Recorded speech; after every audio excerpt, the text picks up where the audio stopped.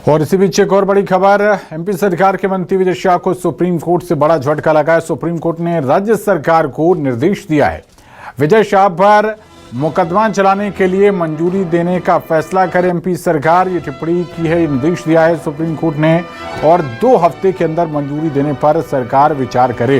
राज्य सरकार से मुकदमा चलाने की अनुमति नहीं मिली, ये दलील दी थी एसआईटी ने, और एसआईटी ने सुप्रीम कोर्ट को जानकारी देते हुए बताया था कि मंजूरी का इंतजार है, तब जाकर कहीं विजय शाह पर मुकदमा को लेकर स्थिति साफ होगी।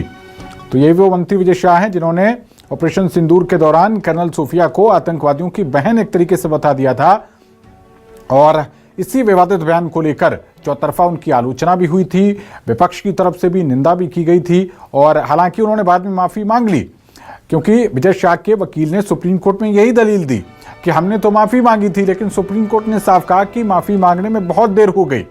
विजय शाह से जुड़े दूसरे विवाद भी अब एसआईटी को राज्य सरकार सौंपे, ये सुप्रीम कोर्ट ने साफ निर्देश दिया है। तो सुप्रीम कोर्ट की आप देखें टिप्पणियों को देखते हुए ये साफ लग रहा है कि विजय शाह की मुश्किलें बढ़ने वाली हैं।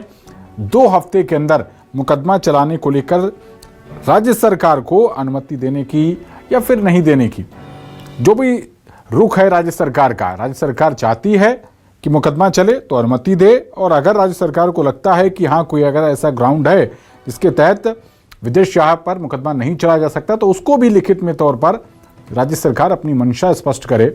2 हफ्ते का वक्त दिया है सुप्रीम कोर्ट ने। हालांकि विजय शाह के वकील ने कहा था कि साहब हमने तो माफी मांग ली थी, लेकिन अदालत ने कहा है कि बहुत देर हो गई माफी मांगने में।